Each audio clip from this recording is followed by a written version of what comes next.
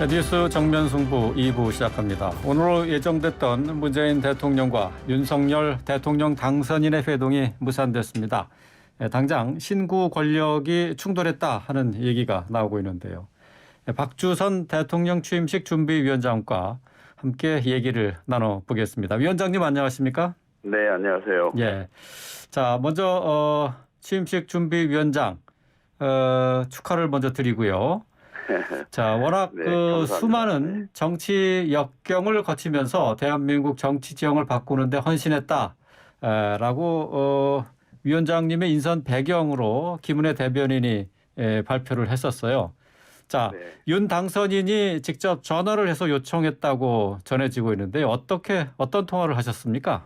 네, 지난 일요일 날 오후에 당선인께서 전화를 주셔가지고 대통령 취임식 준비위원회가 아니라 대통령 취임 준비위원회입니다. 정식 명칭이. 아, 취임준비위원회요. 예. 예. 그래서 위원장을 좀 맡아달라고 말씀이 계셔서 제가 여러 가지 능력이 부족하고 미흡하다. 그래서 사양을 했더니 국회 부의장도 지내고 정무 감각이 뛰어난 분이고 정치 일선에 오래 계셨기 때문에 무엇보다 국민들의 여망을 잘 아실 거 아니냐. 그러면 충분히 이걸 운영할 수 있는 능력이 있는 분이기 때문에 맡아달라고 거듭 말씀 계셔서 제가 윤 정부의 출범에 조금이라도 보탬을 드리는 미랄의 역할을 하겠다 하는 자세로 제가 수락을 했습니다. 그동안 선거 과정에서 윤 당선인과도 좀 많이 만나셨을 것 같고 많은 얘기를 나누셨을 것 같은데 어떻게 느끼셨습니까? 저 지지선을 요청한 순간부터 여러 번 접촉을 했습니다. 그래가지고 그분은 공정과 상식, 정의와 법치, 통합과 화합 이런 문제를 만날 때마다 강조를 하시면서 사심 없는 정말로 깨끗하고 정직하고 신뢰받는 국정 운영을 하겠다고 다짐도 하시고 또 그럴 때마다 느끼는 것이 정치 경험은 좀 일천한 분이지만 조금 가다듬으면 큰 보석이 될 수 있는 원석의 자질을 갖고 있는 분이구나 하는 생각도 했고 또 자기 본인이 대통령을 하고 싶은 생각이 있었다면 미리 준비를 했을 텐데 준비를 못한다고 하면서 전문가 실력 있는 분들을 기용해가지고 활용하게 되면 부족한 부분은 메꿔갈 수 있고 또 터득해 나가는 과정에서 판단력과 결단력은 있지 않느냐 이런 취지 말씀하시는데 저는 그게 좀 상당히 신뢰가 갔고 아주 정직하고 사심 없는 깨끗한 정부를 이끌겠다는 말씀에 제가 감동을 좀 했습니다. 그러시군요. 그런데 오늘 아침 8시부터 갑작스러운 뉴스로 좀 소란스러웠습니다. 오늘 문재인 대통령과 윤석열 당선인 오찬 회동이 예정돼 있었는데요. 4시간 전에 무산이 됐습니다. 연기한 이유는 밝히지 못한다라고 양쪽에서 얘기를 했는데 위원장님은 어떻게 보십니까? 그 부분은 제가 자세히는 잘 모르겠습니다만은 그냥 현역 대통령과 차기 대통령 당선이 만나는 것은 그냥 마주 앉아서 한담하려고 만난 것은 아닐 거고 중요한 국정 운영에 대해서 서로 의견을 피력하고 그런 자리가 아니었을까 생각이 되는데 그런 과정에서 실무진과의 타결이 좀 안 된 부분이 있어서 그런 것이 아닌가 하는 생각도 들고 또 다른 중요한 일정이 생겨서 갑자기 또 수년이 된 것이 아닌가 이런 생각도 들고 그런데 자세한 내막은 제가 알 수가 없습니다. 조금 전에 뉴스를 통해서 들으셨을 것 같은데 말이죠. 지금 인수위 측에서 하는 얘기는 앞으로 회동이 성사된다고 하더라도 의제는 발표하지 않겠다. 논의 의제는 발표하지 않겠다라고 했거든요. 이게 문제가 됐을까요? 글쎄 말씀입니다. 그런데 현직하고 차기 대통령 될 분하고 만나는 것이 꼭 공개 의제를 놓고 만난다고 하는 것은 그것은 꼭 그래야만 된다는 당위성은 없다고 저는 생각합니다. 그러시군요. 자, 이미 잘 알려진 내용입니다만은 문 대통령과의 회동에서 윤 당선인이 이명박 전 대통령의 사면을 건의할 것이다라고 밝히지 않았습니까? 자, 위원장님은 이 사면 문제에 대해서 어떻게 생각하고 계십니까? 저는 그 같은 대통령이었던 박근혜 대통령이 사면이 됐고 또 사면의 배경이 국민 통합을 앞세우면서 또 신병 치료차 또 상당 기간이 또 수감이 돼 있던 점 이런 것을 감안했다고 말씀하셨는데 네. 사실은 전직 대통령이지만 국가 원수를 지낸 분들이 두 분이나 수감 생활을 하고 있다는 것은 국가 유신이나 체면을 볼 때도 거의 바람직스럽지 않고 자랑스러울 그 면이 아니거든요. 예. 그런데 이명박 대통령은 고령인데다가 또 신병치료까지 받고 있고 상당 기간 수감 생활을 했고 박근혜 대통령도 사면이 됐고 또 국민이 사면을 바라는 여론도 높고 그렇기 때문에 국론 분열을 치유하고 국민 통합을 한다는 이런 측면에서도 사면을 하는 것이 바람직하지 않는가 저는 개인적으로 그렇게 생각합니다. 네.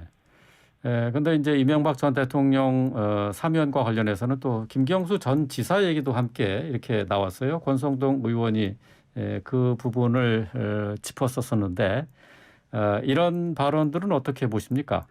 그것은 권 의원이 어떤 배경에서 그런 이야기를 했는지는 모르겠습니다만은 전직 대통령과 전직 지사의 사면 문제는 간 반열과 또 기준에서 놓고 보기는 어렵다고 봅니다.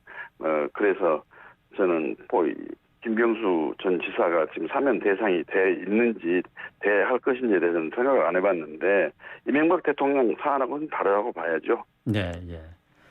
자, 지금 뭐 청와대나 인수위 측에서 서로 신경전을 벌이고 있는 부분은 이 사면 문제 말고도 공공기관장 인사권을 두고 이제 알박기 인사 아니냐 하는 것을 두고 충돌이 있지 않습니까? 청와대에서는 뭐 인사권 행사 당연히 우리가 법적으로 보장돼 있는 권리다라고 하는 입장을 보이고 있는데 어떻게 생각하세요?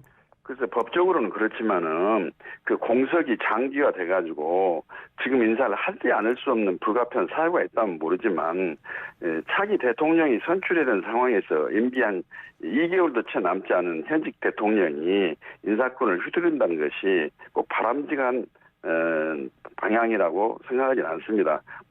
마지못해서 인사를 할 수밖에 없는 상황이 됐다 한다면 후임 대통령 의견도 들어서 네. 또 상의하고 동의하에서 인사를 하는 것이 바람직하지 않을까. 이것은 현직 대통령이란 인사권이란 고유 권한을 제한한 것이 아니라 인사의 그 기본 질서라고 그럴까 원칙을 존중하자는 그런 취지에서 말씀드린 겁니다. 네. 이게 좀 뭐 정치를 오래 하셨기 때문에 또 김대중 정부에서 초대 법무비서관으로 계셨었기 때문에 누구보다 뭐 잘 아시겠습니다만은 이게 정권 교체 과정에서는 항상 빚어지는 문제들이죠. 그렇죠. 그런데 또 전임 정부에서도 되게 이게 임기를 얼마 남겨두지 않은 현역 대통령들은 후임 대통령하고 상의를 해가지고 인사를 하는 경우도 있고 네. 또 후임 대통령에게 미루고 인사를 하지 않는 경우도 선례가 있습니다. 네, 예. 자, 그리고 또 윤 당선인이 민정수석실 폐지 방침을 밝혔었어요. 근데 민주당 측에서는 이게 이제 검찰의 권력을 더 키워주는 것 아니냐 하는 비판의 목소리가 나오고 있습니다. 자, 민정수석실 폐지 어떤 의미라고 보십니까? 사실은 저도 김대중 정부 초대 민정수석과 인사수석 역할을 한 법무비서관을 했는데요. 예. 그때는 김대중 대통령께서 공약으로 민정수석을 폐지하겠다고 한 다음에 당선이 돼가지고 이제 제가 법무비서관으로 기용이 됐는데 사실 민정수석은 국민의 생활과 그 실정을 파악하기 위해서 대통령의 눈과 귀 역할을 해가지고 대통령이 국정 운영하는데 참고 자료를 수집하는 역할을 하고 네. 또 정책 수립 자료를 제출하는 역할을 하는 건데 대통령을 호가호위해가지고 무소불위 권력을 가지고 있는 민정수석이 그 부당하게 민정수석 권한을 오용이나 남용을 하거나 권력기관에 간섭을 하거나 개입을 해서 검찰의 독립과 또 중립을 해치는 경우도 있었고 또 사인에게 사생활을 불편을 초래하는 사인을 감시하는 그런 탈법 위법한 행위도 있었고 네. 특히나 공직 인사 검증이 잘못돼 가지고 국회 인사청문회에서 통과가 되지 못하는 장관들, 뭐 국영입 사장 등등 이런 분들이 한 30여 명이 더 넘는데도 부실 검증에 대한 책임론이 대두됐지만 한 번도 책임을 지질 않았거든요. 예. 그런 등등에서 볼 때 현재 민정수석 제도가 존치함으로 해서 일어나는 폐해가 존치하지 않을 때 일어날 수 있는 여러 가지 우려보다는 더 훨씬 크지 않느냐. 그래서 아마 폐지한다는 윤 당선인의 입장이 확고한 것 같은데 예.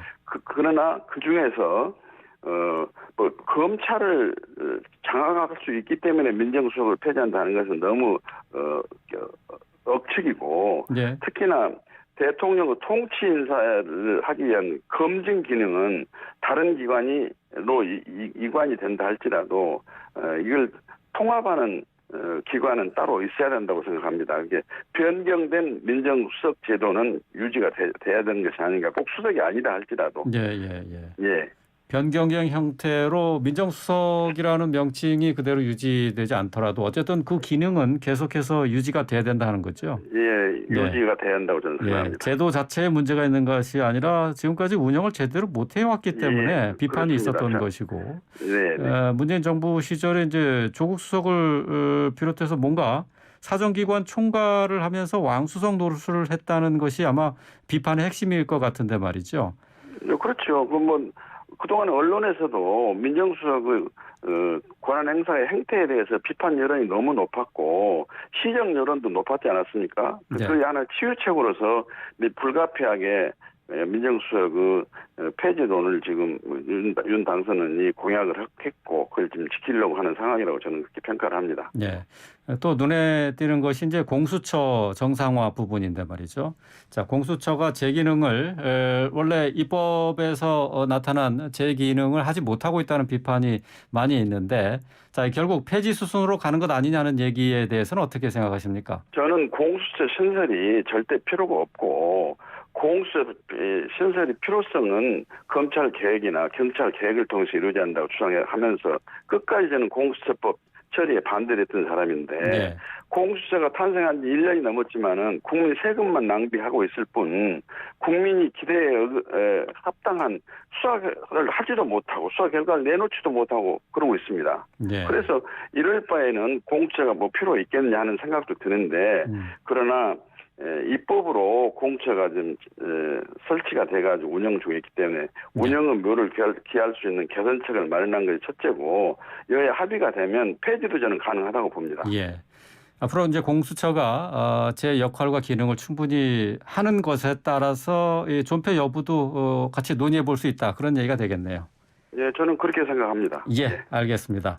오늘 말씀 여기까지 듣겠습니다. 말씀 잘 들었습니다. 네, 고맙습니다. 네, 지금까지 박주선 대통령 취임 준비위원장이었습니다.